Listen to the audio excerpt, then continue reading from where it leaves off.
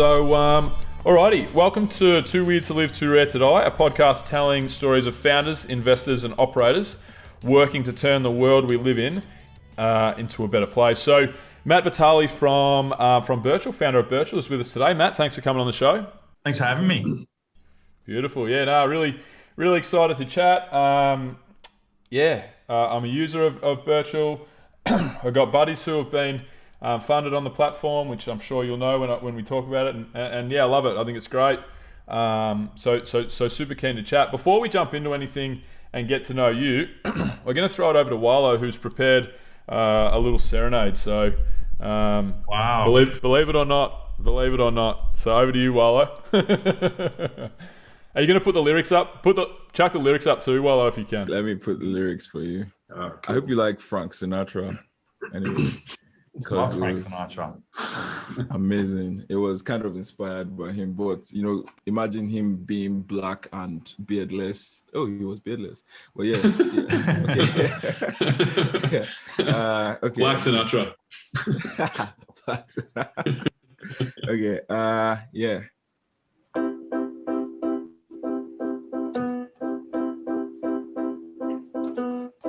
Look over there, is Matthew Vitale, supporting businesses with ease, wearing a smile, equity aisle on for a while. It's Matthew Vitale.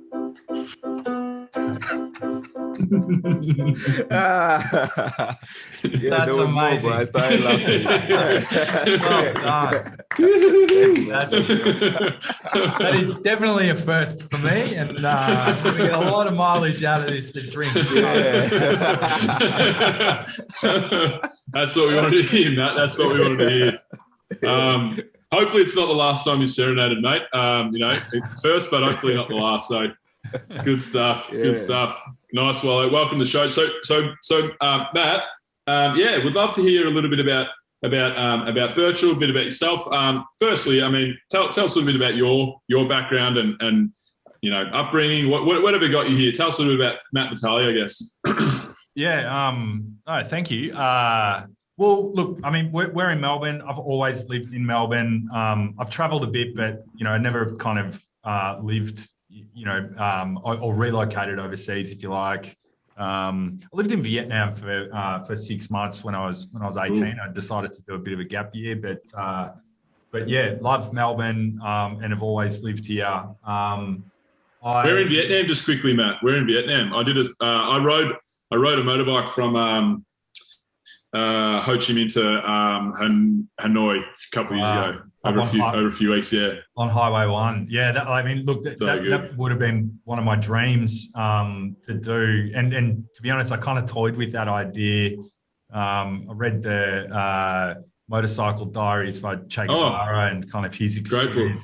Yeah, doing so that. But I was in Vietnam in 2000 and it was actually a really interesting experience. I lived in Ho Chi Minh City. My dad's best friend has lived there for just close to 30 years now, and he's my dad's a chef in hospitality, and his friend has catering contracts for like international schools and universities and things like that. And, a very eye-opening experience for a young man that's grew up fairly sheltered upbringing, and then a bit of a culture shock, but it was an amazing experience. And I imagine your ride would have been scary sometimes. The ride was wild. Buddy that I rode with nearly died on the trip, and I probably nearly died a few times too. I just didn't know about it, but very very interesting. That would have been a great way to learn about the world when you're 18, like everyone in Australia, I feel like most people quite have a sheltered upbringing, don't really understand how the world works, and we're the 1% really, like you got to think about that. And I think seeing Vietnam, there's not a whole lot of comfort. I feel like, people, really work hard to have what they have. So it would have been a great experience as an 18-year-old to ground you, I reckon. Yeah, absolutely. And just kind of seeing like what else was out there. And it was it was broken up into 2 trips essentially. I kind of stopped in Vietnam and was there for, a few months on my way to Europe. my father was born in Italy, and we've still got a lot of family over there. So kind of used Europe or Italy as my base to kind of have a look around Europe for a few months, and then stopped again in Vietnam on my way back. But that was like my gap year, if you like. Before I really kind of, I suppose, before I decided that university was for me or not, and I think I probably still took a few years to decide that. I did an arts degree at Monash, majored in politics and international studies, but I took like 6 years to do it. And I had a lot of fun. Just cruising. Yeah, pretty I'm here for the parties, guys. I'm here for the Friday nights. Pretty much. That's yeah. Like so, I am a lawyer. So, but I came to like studying law pretty late in the piece, and it was actually Margaret, who's my wife now. She's a lawyer as well, and I was kind of finishing my studies but doing other entrepreneurial type things. And when you become a lawyer, you need to go to the Supreme Court and get admitted, and basically you take an oath. And it was actually a really moving ceremony for me, and I probably looked at the profession in a different light to what I had previously, and decided that actually I'm going to go back to uni and do a law degree. And I ended up doing what's called a JD, which is like a postgraduate legal degree. I was one of the first cohorts at Monash because they haven't always offered this. Melbourne's kind of moved to this model now. But I did my law degree in 2 years. So it was kind of 5 to 6 years to do the arts degree, and then kind of ran through the law degree. So. Wow. You just went down a notch in my book, Matt.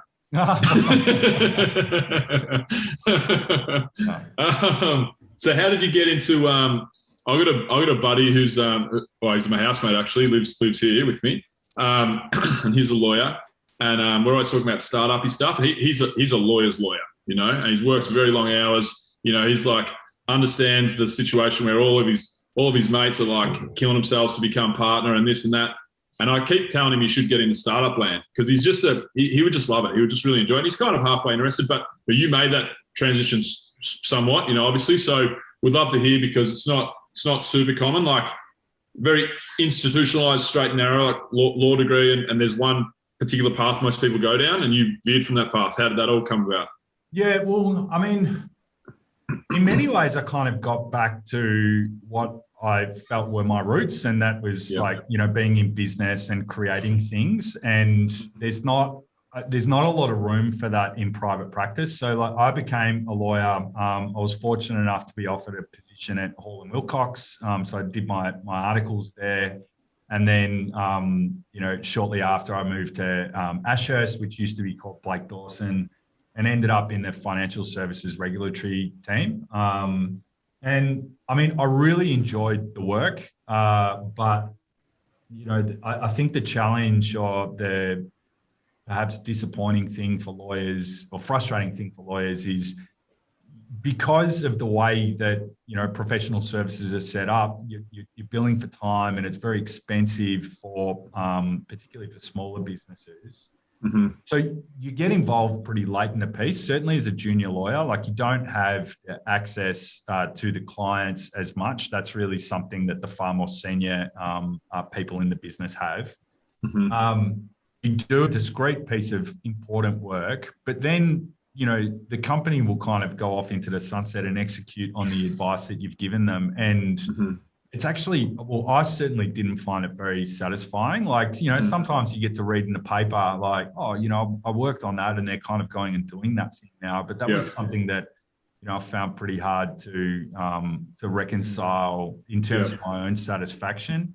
Yeah. The other thing was, my wife and I like started having children, and growing a family, and just seeing the way that law firms are set up, like not wanting to be too critical about it, because it's a different set of considerations that you need to balance if you're in private practice. And I just didn't see that that structure long term fitted with the life that I wanted to build for myself. So I started looking further afield, and I was kind of it's quite natural for me because before I studied law, like I was interested in business, and lots of entrepreneurial endeavors. My time in Vietnam, I was importing sugarcane juice machines shortly after I came back. I think I was probably about 10 or 15 years too early with that. But, it's kind of just doing bits and pieces. Like when I was at uni, I was kind of like working in nightclub promotions and, things like, because I always, kind of just trying to do something creative and a little bit different. But what I felt was once I'd, trained as a lawyer, worked in private practice, I gained a lot of these really valuable skills that I think have, put me in really good stead in what I'm doing now. Like, well, clearly because Birchal's a regulated business, but I think I've got, and this is probably an insight that I think is relevant to your audience. There's a bit of like, I suppose, fear or skepticism I find in the startup community often with lawyers, and I find that the fear of having to spend a lot of money, right? Like, let's face it. So a lot 100%. Of startups shop around for like the cheapest lawyer and kind of talk to them as little as possible, and really kind of engage people if they absolutely have to, or if there's a problem. Avoidance first, really. Seriously though, I think it's fraught. Like, it is a really fraught strategy because you've got to think like you can't do it all yourself. You do need like good advice, and as you're scaling a business, you need to surround yourself with people that understand your vision and what you need to execute on, and that's something that happens over time. So finding good lawyers, good advisors, and it's not just lawyers, it's just people that kind of, augment your capability, having good relationships with them. It's something that I think all, business owners really need to, focus on. That's what will set them up for success. And you look at or avoid failure, I guess, or help mitigate failure and losses. I was talking to someone from Carter. I think it was Carter. Was it Carter? Yeah, I think it was Carter. In the last week, and they were talking about misclassification of cap table and how Uber misclassified the stock that they gave to their employees, and it meant that they had to pay a truckload more tax, and it meant that their employees had to pay more tax than they would have had to, because initially they were kind of like really gung-ho and didn't do the correct due diligence, really. So, if they had a good legal team, advising them, problem solved, or problem avoided, whatever the word is. Yeah, so I agree. I agree with that. I think, look, I mean, the other point I'd make is it's not just kind of like these problems, I suppose, or avoiding these problems, but like having advisors help you to make decisions that are going to be good for your business. Like, certainly in our business, we have a financial services license. Our goal is to build a culture of compliance, and like that's not it's not specifically a legal skill or a legal imperative. It's something that everyone needs to own, and particularly for regulated businesses like ours, or like and fintech. Look, fintech is booming at the moment, and like these are things like, and it goes to trust, right? It's not just like not getting in trouble. It's dealing with your clients, dealing with people that are using your platform. You need to satisfy them that you are trustworthy, that 100%. what you're doing, and that that they can trust you to provide the services that you're providing. So. It's the final stage of the sales funnel, really. Know, like, and trust. If somebody knows who you are, they like the shit out of you. If they don't trust you, you're not going to be doing business together. So fully understand. So looking at you, obviously we do a bit of prep before the shows. I like to go in somewhat blind and not do a whole buckload of research, but I looked at your obviously your LinkedIn and your history. So barbecue festival, Southside Smokers. Sounds like a guy that does like a Friday night, barbecue and a couple of beers. So talk to us before Birchal. You're still operating Southside Smokers. Talk to us about your first or a couple of, entrepreneurial endeavors. Yeah, so as I mentioned, like my dad's a chef, and still kind of involved in the hospitality industry. Like I literally grew up in a restaurant, so like I grew up in Carlton, early days of my early years, and my parents had a restaurant on Grattan Street in Carlton called Il Vicolo, and we lived in the house next door. And when I was little, so Italian. Yeah, you're like a meme of an Italian family. But like we literally, like our dinners when I was like, probably up until I was about 5, we would have dinner in the restaurant, and then someone would put us to bed next door, like a babysitter, an older cousin or something, and then and watch us, and then my mum will kind of go back to the restaurant and do service that night. So like quite literally grew up in hospitality. And it kind of it stays with you, like it's in the blood. And there was a competition as part of the Melbourne Food and Wine Festival back in 2013 now, and my wife and I entered it. It was a barbecue contest. It was the first competitive barbecue contest.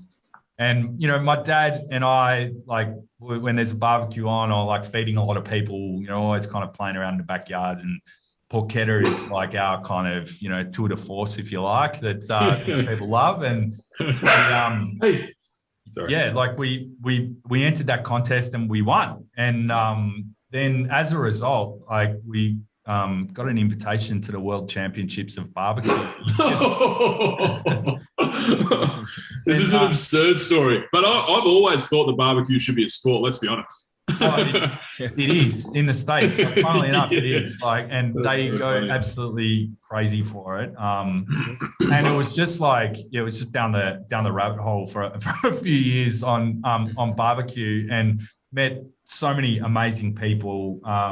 But like we competed. It's an invitational contest. People in the States, they work their whole lives, like competing in barbecue contests on the weekend to get an invitation at this. And then we found ourselves in, Tennessee at the Jack Daniel's distillery competing with, some of the best in the world. That's so good. So what does a cook-off competition look like? Like, how do you get judged? Like, how many rounds?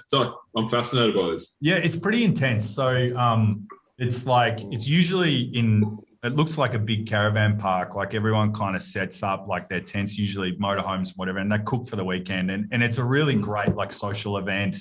People kind of, everyone knows each other and whatever, but like they're preparing for what are essentially like 4 dishes. So there's 4 main meats. The first is chicken, pork ribs, pork shoulder, and beef brisket. And these are the Kansas City Barbecue Society, kind of specific categories. And then they've got like some other ancillary categories like, chef's choice and desserts and things like that. But they're judged. They've got like, agreed, judging rules, and it's pretty serious stuff. Wow. I'm surprised you said desserts.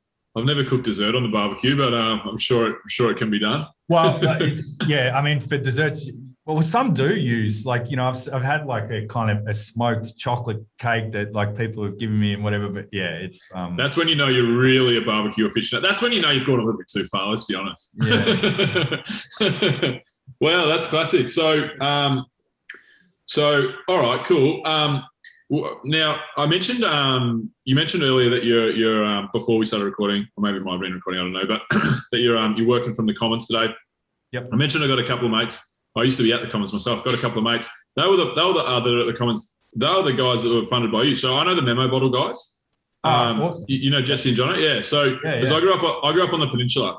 So went to school with Jesse. He was a year below me. We were kind of mates, not super close mates, but I knew all his buddies real well, vice versa, whatever. And I played footy with Jono, same year with Jono, and we played like all high representative footy together for years and years. I know Jono like the back of my hand, and I'm good buddies with Jesse too. So that's how I knew Birchal, and like I actually bought shares in Memo Bottle through Birchal. And it was cool because I was like, oh, the boys are raising some money, and they actually got funded, no worries in the end, but it was like the push towards the deadline. They were really pushing it. And it was really cool because And I want to hear about the experience of Birchal, but from the user's perspective, I was like, oh, cool. My mates have got this sick company that I've followed since day one. They're raising money and they're like pushing in the last couple of days. So what I did was like, I called a bunch of my mates and I was like, hey, chuck in $250. Like, let's all get like, I got like a bunch of my buddies, $250 each. And we bought, because I was pretty strapped at the time, we bought like whatever that got us, like 7 shares in Memo Bottle. And all my mates did as well. And it's like, it's quite a unique experience, you know, to just get on the phone. Oh, you got any spare cash? These lads from the Peninsula, I got this cool company. They're doing really well. Let's get them over the line. Like, call anyone else you might know. It's very unique in fundraising and so forth. So, yeah, tell us about the story of Birchal, what you guys do, how you decided like this was a problem, there was a solution that we could provide. It's a pretty fascinating way to build businesses. Yeah, absolutely. And I got to say, you're an amazing friend. That's like, that's really top-notch effort. You know, to kind of like be rallying troops for your mates. But I mean, that's essentially what it is like for, you know, companies. Like it's you know, it's hustling. It's kind of convincing like your friends, family, customers to invest in you. I mean, perhaps if I address the problem first, because I think this is you know, Memo Bottle's like or what you've described is a really good example. And then I'll give a bit of background as to kind of how this is developed overseas. But like fundamentally, you know, you've got a business idea and you need to fund it. And let's say maybe you start the business, but, you know, I'm not sure if you're like me, but, you know, you kind of have these awkward conversations with people about like what you're working on and, yeah, you know, like I'll help you and, you know, yeah, tip some money in and then you know, back to lawyers, right? Like then you need to get the lawyers involved. Like how are we going to structure this thing? And, you know, and then it all starts to get a little bit, you know, too hard. And I think there's a lot, you know, like you've described, like there's a lot of goodwill for people to support people that they know in business endeavors, but it's just been too hard until now. Like, you know, how do you go about this? And in the old world, right, like you weren't allowed to tell anyone that you were raising capital, certainly not on Facebook or, you know, Instagram, you know, because it's a securities offer. So like ASIC would shut you down pretty quickly. And then, you know, you then need to go and get a lawyer involved and kind of agree term sheets with each individual person. And before you know it, like you're up for like minimum $10,000 to $15,000 in legal fees alone. Killer. You know, this is one of the things where like craft beer has like really kind of given the world equity crowdfunding, in my view. You know, it's arguable.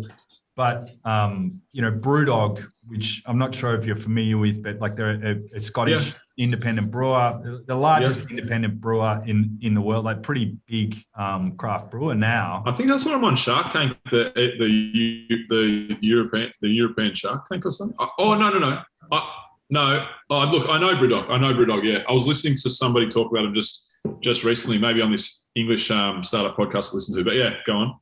So like they're massive now, but if you think back to like when they started, they raised capital from their customers. They took the view that, you know, they wanted to shorten the distance as much as possible between, you know, the beer that they make and the people that love it. So, you know, for them, it was very natural to kind of go out to their customers when they wanted to raise capital. And their first cap raise, it wasn't even on a crowdfunding platform. Like they needed to get some exemptions from, you know, the regulators in the UK to accept, you know, investment applications online. But like what they'd done is really pioneered this new form of fundraising where, you know, you can just kind of go to the crowd, just go to people and give them shares because, you know, there are other forms of crowdfunding, reward crowdfunding, which most people will be familiar with, you know, Kickstarter, Indiegogo, but like you don't get shares in the company. You get the product or maybe you get the product. Or content. Exactly. But you know, reward crowdfunding, there's a good example that highlights the tension that exists between reward crowdfunding and equity crowdfunding. And, you know, I'm not sure if you're familiar with like Oculus, the, you know, VR company, but they crowdfunded the Oculus Rift, you know, many years ago on Kickstarter. And, you they had a target of about 200,000 and they ended up raising 2 million. So, well over their target. But people were going to get the headsets in return for backing that project. Within 12 months, the company had been bought by Facebook for $2 billion, but people were still waiting on the headsets. Yeah. And you would be right to feel, a little bit aggrieved, right? Because these people, backed this company. They're like, these guys are good. This is a good product, and I think this team's going to succeed. Had they gotten shares, it would have been over 1,000% return, within 12 months. But, it just highlights the tension between reward and equity crowdfunding. So, those people that invested in Brewdog in that first round, there was about 1,000 of them. I think they raised close to £1 million.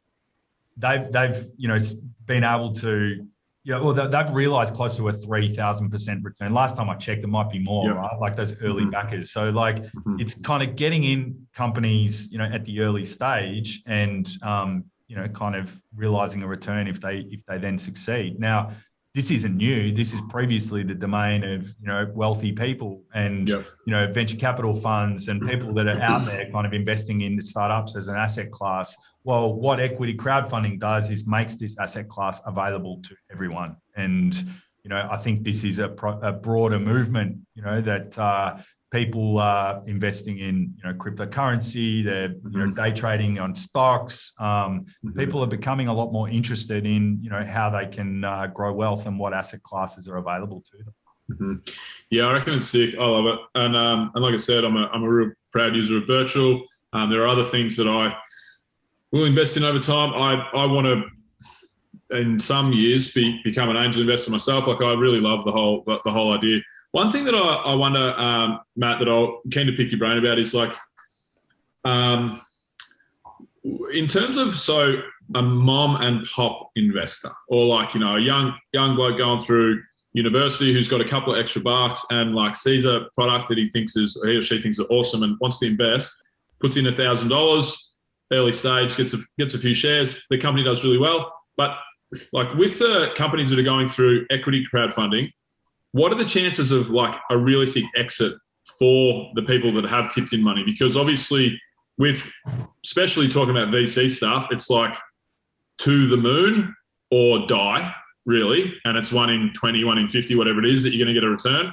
Like, and because I'm assuming the equity crowdfunding stuff, it's probably like not as many of that absolute rocket ship trajectory, correct me if I'm wrong. So like for somebody to put in money, and I give Jesse and Jono, stick about this all the time. I'm like, when am I going to get me my investment, boys? How's my $250 going? What am I worth? But I'm happy to support the boys, and they're doing great. But for anyone else coming in, like, what are the chances of somebody investing in a great company, watching it grow, but then getting financial reward, at the end of it? Yeah. Look, I mean, obviously I need to be careful. I'm not kind of, I'm giving information or explaining things in, broad principles. So like people, if they're in any doubt, like they should always get independent advice from a financial advisor or 100%. But, if you're looking at an asset class or even, an investment portfolio, like diversification is just one of these fundamental principles that people need to understand. And what that means is kind of spreading your risk across asset classes or even within an asset class. So yes, this is a risky asset class and there's pretty strict warnings that we need to put on offer documents and in ads that people need to know that, they're likely to not get a return and, they might lose the money that they've invested. But, with high risk becomes, there is potentially high return. And I think that's, that's the goal for a lot of people. And whether it's, 1 in 10, 1 in 20, 1 in 50, I mean, it's pretty hard for us to kind of give insights because the industry is very young in Australia. But that's really, what someone that is kind of looking at this as an investment, as a way to grow wealth should have in their mind is not all of these are going to, it's unlikely that all of these are going to take off. So, how can I spread my risk and, hope that some of them do and that the returns for that one will cover, potentially my losses or lower returns for the others. the way the venture capital funds work is, like they'll have, these kind of return to fund models, or, I mean, it varies obviously, but yeah, they're looking for these businesses that have this, unbelievable growth trajectory or huge addressable markets that they're after. And I'm talking in broad terms, right? Because, obviously all of them have different theses. Of course. But, for a startup founder,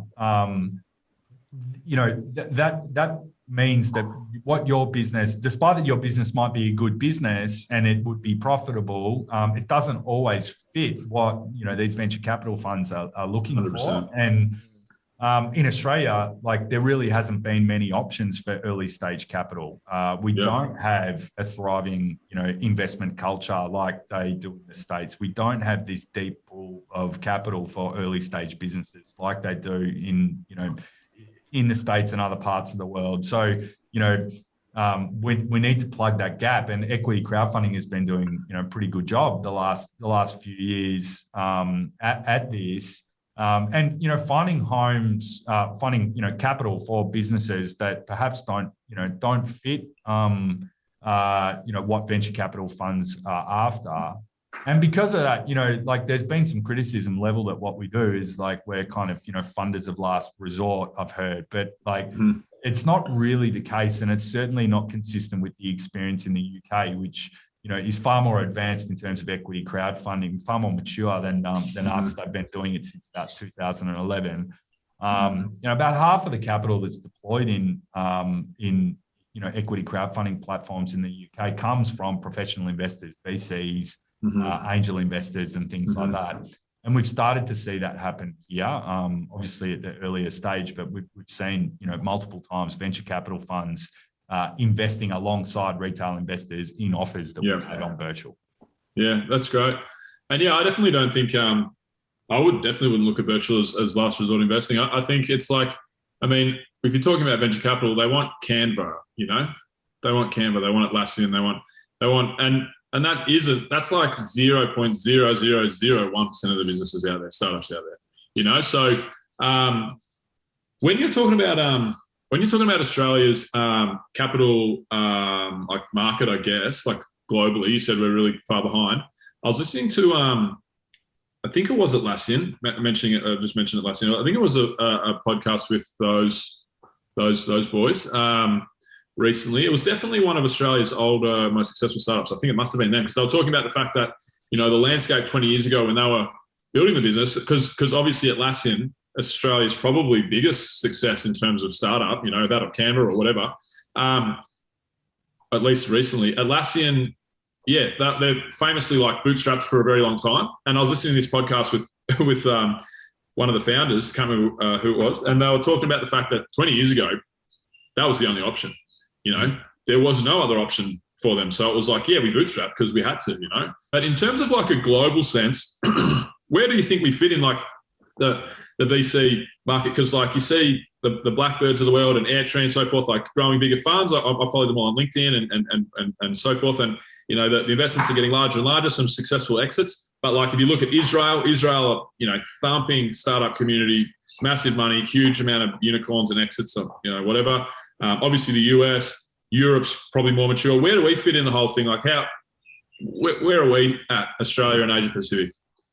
I mean, look, there are various reports out, but like we're always, far down. Certainly in the bottom half. There was a report by LaunchVic, I think, towards the end of the year that Melbourne's startup ecosystem in particular was like, in the bottom half, and I mean, the way that they look at this is it's not just the VCs, but it's, angel investors, and LaunchVic has done some really great work to help, groups of people formalize their angel networks. So they're in a position to kind of write checks at the earlier stage for businesses. And like that's what we really need to be doing, is just looking at, all of the different pieces of, I mean, it's an overused word, the ecosystem, but it's true, right? Like, to kind of create this, this culture or, innovation culture, or like the willingness for people to start businesses.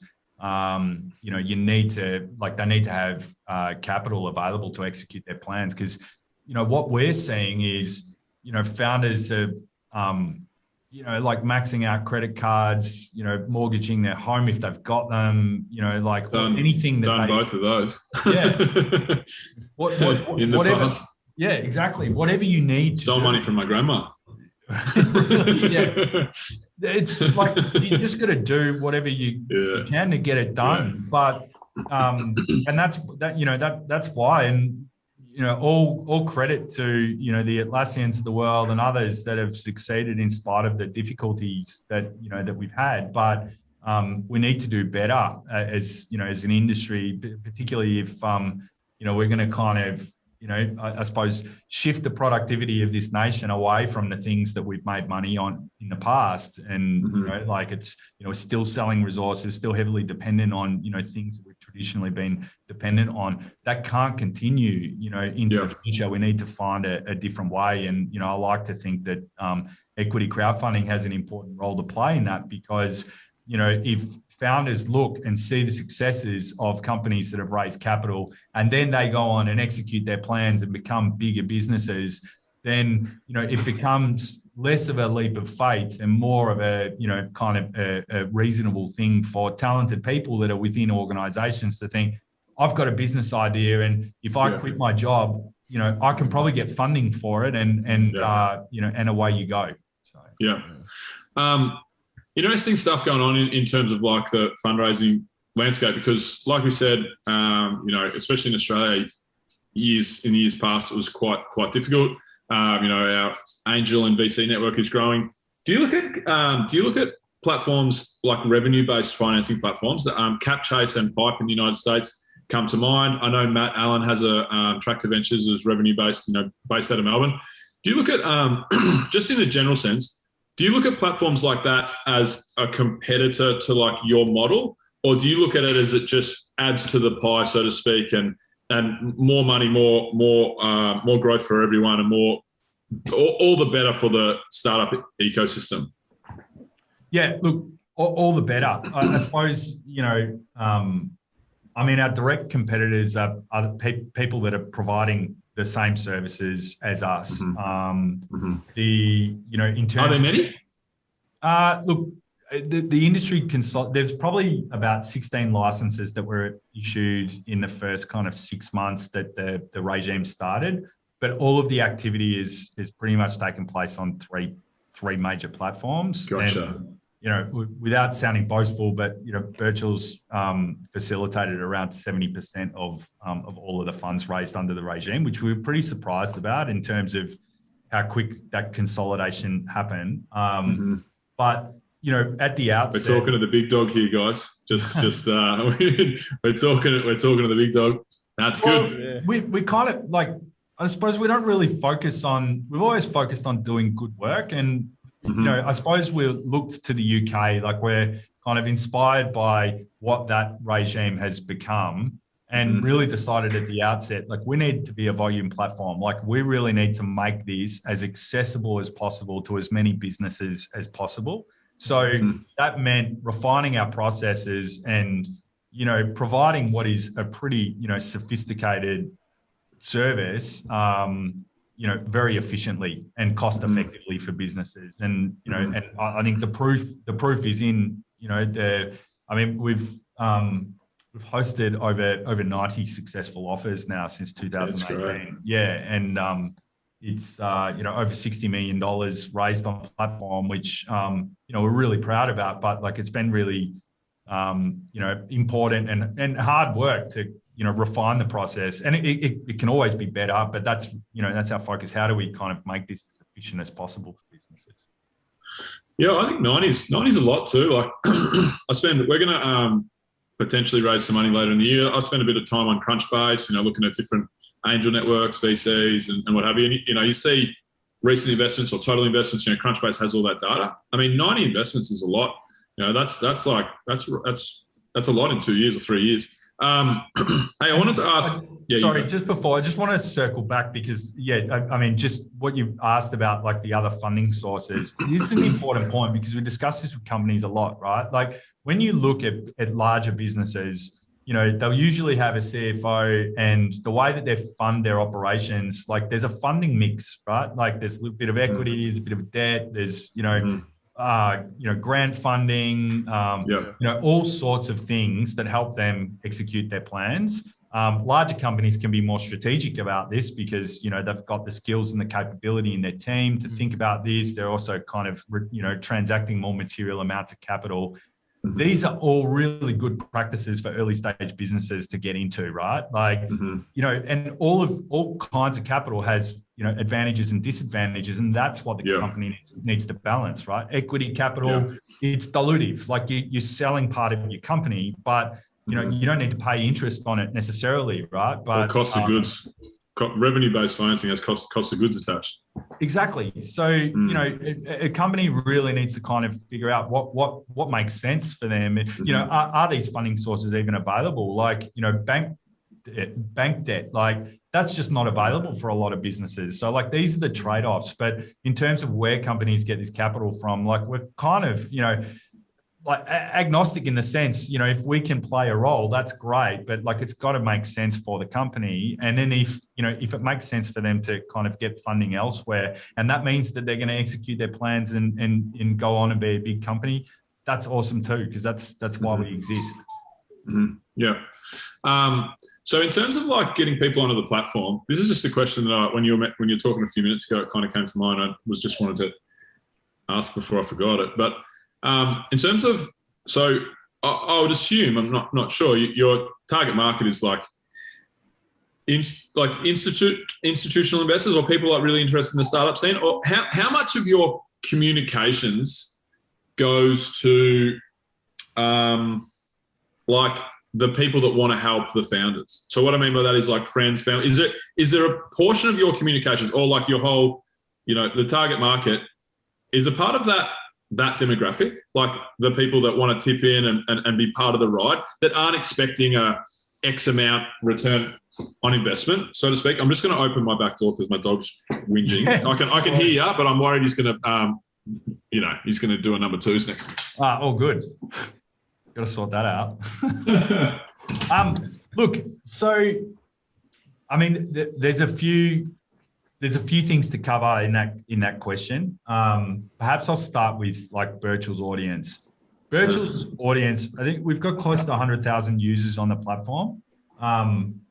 We never sell that to a company when we're talking about doing a crowdfunding offer. Like we never say to companies, our database is just going to perform for you. Like for too long, this is what we've seen, that other corporate advisors and people helping in the early stage capital space have been doing, right? The model is you cultivate a list of investors and then you charge companies for access to that list. Yeah, we can't guarantee the performance of our network. To say to a company that that we've just got investors that are itching to invest in your business. We did it the other way, or we do it the other way. So in an environment where we can advertise these offers, for the first time, really, securities offers can be advertised on social media. These were the fundamental game changers of the law. We put all of our effort in working with the company to tailor their message and find the most appropriate audience for them. So with that in mind, like our audience is the, accumulation of all of the audiences of the companies that we've hosted offers for. Now, is there cross-pollination? Yeah, absolutely. And we're kind of seeing that happen increasingly. But the way that we position that to a company is like, that's the cream. Like you get access to the list in our newsletter and, by being on the platform. But our platform is designed in a way that every company has their own profile page. Like it'll be the same URL for their lifetime of using the platform. And all of their marketing activities drive people as a first step to that page, even ours when we're, supporting a company with our marketing. So it's really finding the most appropriate audience for each company. Now, how does a company, do that? Like naturally, it's, the people that are close to you is probably one sphere, and then like the largest sphere is your customers, and then the largest sphere is people that are interested in your business but perhaps aren't customers yet. and then kind of it grows and grows. Now, are institutional investors interested? Absolutely. And we kind of help, companies to identify those, or they may have already been in discussions with those. And, like the way that you close one of those investors will be a different approach to closing, some of some of your customers or people that But like ours is a vehicle, in the same way, I use superannuation as an example, right? Like sometimes people talk about superannuation as though, it's a financial product, in and of itself.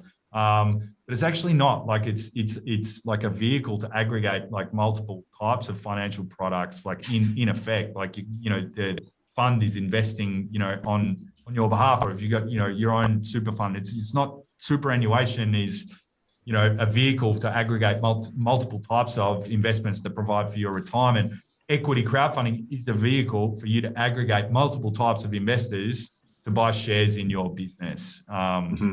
And, people often talk about like the valuations and, how these offers are priced. We say to people that, or companies that some investors that are only investing, a few $1,000s or like even smaller amounts, they're probably not as price sensitive. You've got these groups of people that are just like, I hate to say it, they might not even look at the offer document, right? They're just like, shut up and take my money. Like, I love what you do. And, I'm in, right? But someone that's going to write a check for 50,000 or 100,000, like they're going to be more price sensitive, and the things that they're going to care about might be a bit different to the things that, a smaller investor might be interested in. So, it depends. Like if a company wants some of those larger checks, like they're going to have to, be aware or mindful of positioning the offer in a way that that will entice those kinds of investors. But it's something that we work with, work on with each company, because every company is different. Yeah.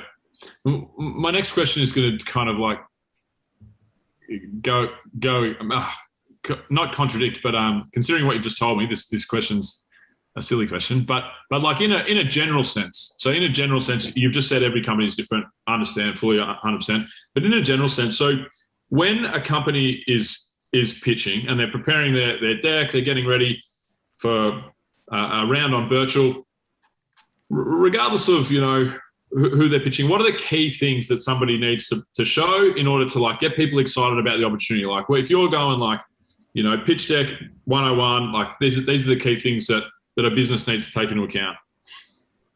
Yeah, so I mean, this is where like the law is actually really helpful for us, because one of the things that it still frustrates me is like how diverse a lot of pitch decks are, or even IMs, like when people kind of prepare an unregulated offer document, the thing, and I imagine this, this will frustrate lots of investors, is just kind of seeing like the different approaches that people take to making an offer.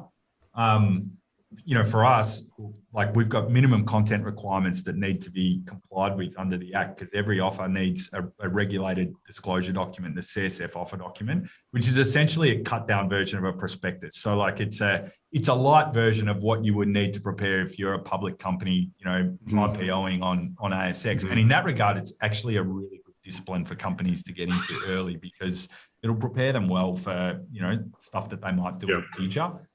Yeah. But that document kind of tells us, well, you've got to explain about the business. You've got to explain about the business model. You've got to explain about the business strategy, explain about your financials, like all of these things, which actually they seem pretty simple, but it's surprising like how often companies kind of get it wrong or need a lot of support and guidance to actually get it right. So, the business model's a key one, right? How does your company actually make money? We see companies that, particularly companies that have, like an impact or social purpose related to their business, they spend a lot of time like talking about sometimes pages and pages when it can really, it can be done on a page. But this is an investment opportunity after all. So like people are really concerned to know, like, how is your business going to make money? Does the model actually work? The business strategy. What's your plan to grow the business? Like it's, all like pretty kind of self-evident stuff, but actually kind of going through the process and having to produce an offer document, companies often tell us through it, they're like, actually, that forced me to think really critically about my business. I feel that we're much better now, or have a better sense of where we're going and what we need to do, having been through this process. And it's probably one of the biggest ancillary benefits of the crowdfunding regime. Yeah, it makes sense. Makes perfect sense. Cool. So Birchal, as I said, the memo bottle guys, great success. But like, what other companies have come through that have you been, just really stoked to be a part of? Big successes using the platform. I'd love to hear just like, some of your favorite companies come through and what working with Birchal has kind of allowed them to do, following on. Yeah, look, I mean, it's like asking me to choose a favorite child. Like Sophie's choice. Yeah. Sophie's choice. Yeah. I kept joking that I've got 3 kids. I kept joking that it's Leo, my youngest, but I've been told to stop doing that. I'm probably kind of put my kids in therapy later on in life. But they'll be spewing. But look, I mean, all of the companies are different. Like we've done some really big raises that obviously we're super proud of. We've done some really small raises, or comparatively smaller raises, which we're proud of all of them. One of the smallest ones that we've done is a company called Needle Calm. So this is like a medical device that helps kind of help people with needle phobia, basically. And medical devices are pretty hard to raise money for, and we raised 120,000 odd, last year, like in the midst of the pandemic. Now, this product is available, and, we're in the midst of, one of the largest vaccination programs the world has ever seen, and it's helping people with needle phobia to actually kind of get vaccines. So we're super proud of that one. 100%. Others, Capricorn Power's another one. They've raised over, I think they're probably the most prolific crowdfunder. I think they're having their 4th raise now. Now, this is an engine. 4th raise on Birchal? Yep. Oh, right. I've never even thought about that on Birchal. Right. So people go through is it like a seed Series A? Interesting. I actually hadn't thought about coming back for multiple rounds. Yeah, okay. Yeah. So, I mean, look, often a company will come to us and they're like, I need $2 million. And, I mean, that's fine. Like, they know what they need, but we run an expression of interest process first, so we can kind of tell them, backed by data, this is how much demand we think is out there for your offer. Now, we go through that process. If the computer doesn't say 2 mil, we ask the company, like, could you execute meaningful plans with less? Yeah. And, Capricorn Power was in that category, right? Like, their first raise was a few $100,000. But just to explain really briefly what this business does, they've created a heat engine. So they turn waste heat into electricity. So, like any industrial application that produces waste heat, it can run through this engine, produce electricity, and then kind of be fed back into the company, reducing. It's unbelievable. But now they've created another engine that kind of helps them turn, like waste material into biochar that can then be used for, a variety of applications. But that process uses heat, and therefore, increases the usefulness of their engine. They're just kicking goals repeatedly, but they've come back again and again. And each time they're like, well, we've hit the milestones that we said we would the last time we were raising. Now we need more capital. Are you going to back us? And investors have. They've been following on. They've been finding new investors. And it's a really great story as to what this regime can do, because, conventional wisdom is raise more capital than you need and do it as few times as possible. Well, this is different. This is like raise a manageable amount of capital, execute on your plans, communicate well with your investors, and come back when you need more. Because the model works when if somebody's raising 200K, it's like other crowd funding and crowd raising platforms where if it gets to 199,000, it doesn't close, right? So you have to hit the target. Yep, minimum and a maximum target. Yeah, so you have to get past the minimum target within the offer period. Ideally, we like to do that within the first few days of an offer. And if you hit the max target, we have to close the offer. So you can't be oversubscribed. You can only be fully subscribed. Yeah. Gotcha. Yeah, that's interesting. I never thought about the multiple raise thing. Cool. Well, hey, I think it seems like like you guys are having such great success. I've got a couple more questions, but going to throw it over to Wallo. Wallo's got a few questions that we'll normally go through with guests. I'll probably have one or two at the end, and we can kind of wrap it up. But yeah, Wallo, over to you, mate. Okay. So, Matt, what books are you currently reading? Book or books? And in the past, what books have had like the biggest impact on you? Yeah, I actually got asked this question a few weeks ago and I couldn't answer. And the reason why is because I've usually got like 4 or 5 books on the go. And really? It's because I'm reading, like history type books or business type books. So, I use my Kindle and kind of whatever takes my fancy. A couple of books that I've read, over the last couple of years that are really, I think affected me a lot or, given me a lot was The Ride of a Lifetime, which is Bob Iger's biography. Yeah. My girlfriend bought it for me 3 or 4 days ago, 3 or 4 weeks ago. And I've just finished Sprint, Design Sprint book. And it's now, the Bob Iger book is now on my bedside table.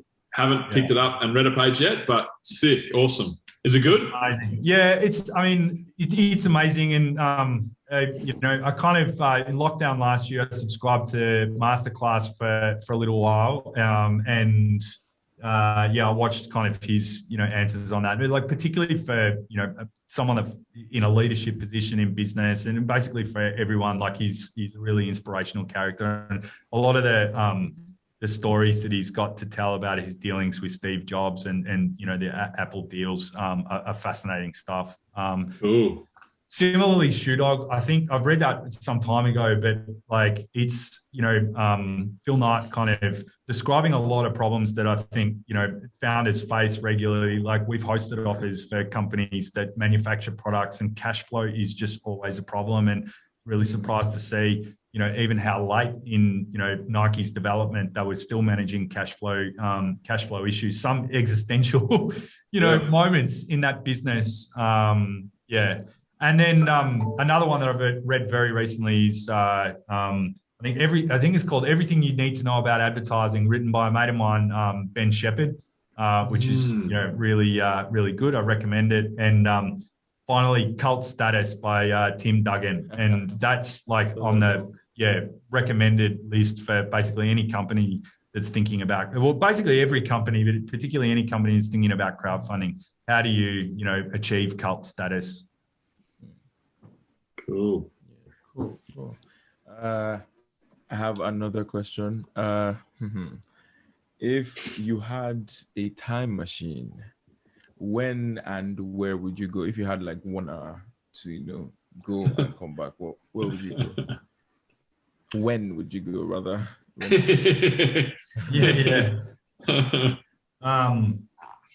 It's an interesting one. I think probably ancient Greece. Have a chat with Plato. I'd probably need to kind of brush up on my ancient Greek before I went back. But, classical Greece. Cool. Yeah. Cool. Okay. Final question. What has made you change your mind lately about how you see the world? What has made me change my mind? Yeah, lately about how you see the world.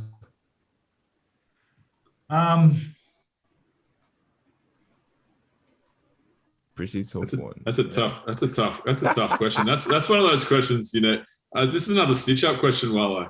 Yeah. I think those regularly. Very deep. Look, I think particularly the struggles that we're having in Australia at the moment in managing COVID, I kind of, I think there's a lot that the government's done well, but there's a lot that I think is pretty unforgivable. Like the rollout of this vaccination program is been pretty woeful, and it's upsetting because we're in such a good position. Like just in the context of lockdowns around the country, Melbourne's fortunate to not be in lockdown at the moment, which is like weird because everyone else is. And I feel like going into lockdown just from a habitual perspective. Yeah. But it's one of those things that you like, if, you kind of give everyone a pass because it's unprecedented and they're kind of figuring things out. But like that was last year. It's like, in business, if you're dealing with things for the first time, like you kind of put systems in place, you take those learnings and then you cover them. But I just don't understand, why we're making mistakes and we're not kind of, on top of this as we should be. If it was a business, the share price would be tanking and, management would be replaced. So True. Thanks for answering my weird questions. Thanks for asking them. Cool. Hey, Matt, one final thing from me, like if we were to be talking in, say, 2026, 2031, about Birchal and what you've been able to achieve, what are you going to be telling me?